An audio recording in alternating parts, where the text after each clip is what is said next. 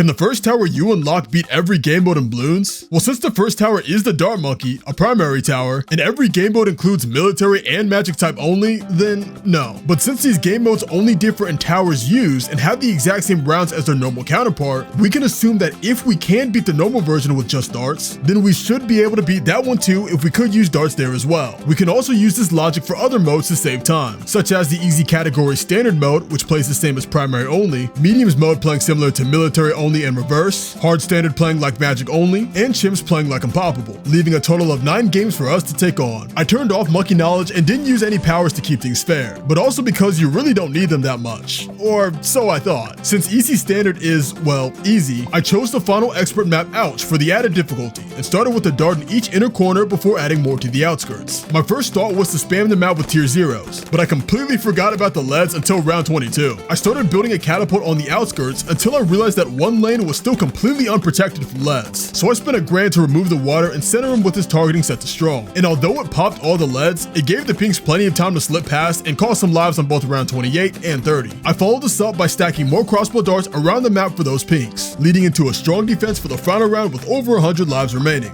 Taking a vacation from the city, I stopped by the beach off the coast to take on Deflation, a mode where we're given only 20k cash to beat rounds 30 through 60. I figured we'd have a good setup by using a jug and crossbow master at the front for early lead poppage, while the main army of another jug, a few crossbows, and several triple darts held it down on the shore. But this combo couldn't get past the stack moabs of round 57, so instead I placed 2 jugs and 5 sharpshooters on the shore for damage, while having a few regular darts spread out for more support, making light work of the final round with no lives lost and 30 bucks to my name. Continuing on our vacation, I stopped by the national park of Spring to take on medium standard, 60 rounds of regular balloons. I went for a stacked defense at the back of the map, starting with a couple crossbows and a few regulars for the faster balloons before getting the first jug for leads. After getting the second jug, I focused on getting several sharpshooters to beef up our Moab damage, leading to an easy final round with no lives lost and 25k in profits. I also managed to grab some tickets to the local racetrack to match the speed of Apocalypse, the mode with no breaks at the end of each round. And since the rounds have no breaks, there also won't be any end of round cash either, so I went for a regular dart spam strategy at the start into a catapult for more pierce. But the heavy regros around 18 forced me to sell it and put the money into a couple crossbows before rebuilding one, which still wasn't enough to stop the rush of pink balloons from leaking lives. Soon after, I was able to trace the track with several sharpshooters, another jug, and even our first 5th tier crossbow master to secure the win, resulting in a map clear with 96 lives left and 2k in the bank. Next on our trip list was a day in the Spice Islands for hard standard, a total of 80 rounds of pure balloon poppage. I tried my best to get through the first round with no lives lost, but the rush of blues was too much for a few darts to handle. So after spamming a few regulars, I got up a couple crossbows before setting the regulars for a lead popping jug, followed by the first of many sharpshooters. At this point, my strategy became very similar between the modes. Get 1 or 2 crossbows, then a jug followed by a sharpshooter, then another jug followed by as many sharpshooters as I can, sometimes selling the sharps for a crossbow master or just saving up for one, and sometimes adding an ultra jug just because we can. But overall, it's a smooth island breeze to victory, with only 7 lives lost and 17k in our pockets. I stopped by the scrapyard to see if I could pick up any cool antiques from alternate balloon rounds, 80 rounds of harder difficulty than before. After starting with a dart that can see camo balloons, I knew that we'd see our first lead balloon on round 10, and since it costs over 2k for lead popping power on the dart, I figured this was a perfect job for Scrapyard's signature crushing machine, which excels at crushing group balloons about once per round. But life loves to throw curved balloons at you when things are looking good, and in this case, it came in the form of 2 lead balloons instead of 1, spaced out just enough so that one of them would be out of the crusher's range. I never used the machine again, but on the bright side, a jug was in the perfect spot to get clean hits on the balloons in a straight line, giving me plenty of time to stack up more jugs and sharpshooters in great spots to lead into a couple 5th tiers by round 67. A solid victory with 1 lead leaked and 18k in the bank. After picking up a few antiques, I went across the street to visit the firing range and to challenge double HP moabs, a mode where every moab class balloon has double the health. This time I went for a catapult first before getting the crossbow, but still followed through with the jug after. I cleared up the center tower to make space for the 5th tiers, but had to sell the bench towers for more moab damage from sharpshooters. I got the jugs back on the benches and stacked more 4th tiers in the center, eventually getting a crossbow master before round 63 and an ultra jug 10 rounds later, clearing them out with no lives lost and 10k saved up. I then went to the resort to drop off my new goods, but the hotel expenses meant I could only use half of my cash, a game mode where you only get, well, half cash. Now this usually is not an issue because the dart is a very cheap tower in itself, that is, except for leads. For context, I I failed Frozen over 3 times and Cubism twice, all to round 28, when the first leads appeared, and Resort was looking to head in the same direction. I used all of my cash to invest in as little as possible so I could save up for that first jug, resulting in only 26 lives left by the time I could barely afford it for the leads. But thankfully, it managed to clear them all out, and after placing a couple more regular darts, I was able to get the first sharpshooter right before the first Moab and easily build into 2 more, alongside 2 more jugs for the ceramic rush of round 63. But the stacked BFBs of round 75 forced me to lay off half of my workforce to get a crossbow master, resulting in a hard-fought victory with 26 lives left, 9k left over, and only 4 towers on the board. For the final travel spot, I went to logs to calm my mind from the stress of the final game mode, Chimps. 100 grueling rounds with no continues, hearts lost, extra income, monkey knowledge, or even selling. Also known as the hardest difficulty ever made in Bloons history. In this mode, every dollar mattered just as much as every tower placement, so I placed my darts to the bottom left of the pond to pop Bloons at both the start and end of the map. Like the other strats,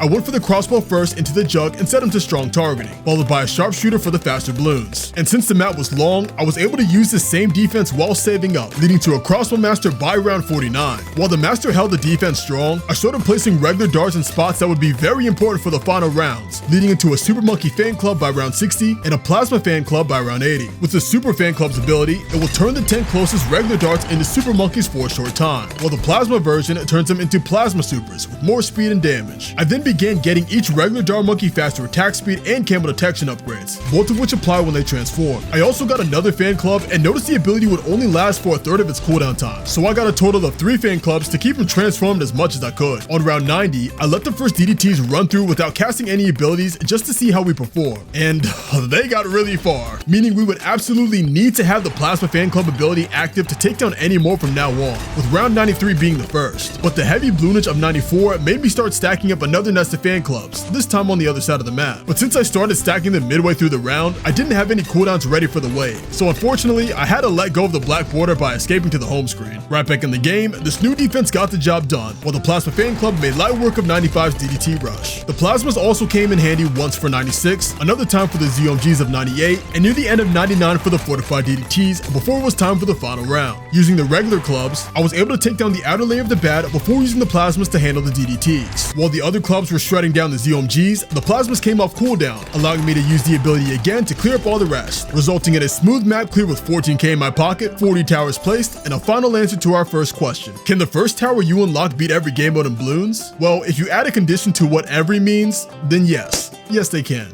Oh, and before you go, I've got channels for both Minecraft and Terraria with similar videos like these, and even a reaction channel for memes and other crazy things you guys want me to watch. So go check those channels out if you're interested in that type of stuff. The links will be in the description. And comment if you like this type of Bloons video. This took over 4 hours to record, another 4 to write the script, and way more to edit. So if you like this type of video over my daily ones, then let me know. Anyways, thanks for watching. Here's a couple other videos I think you might like.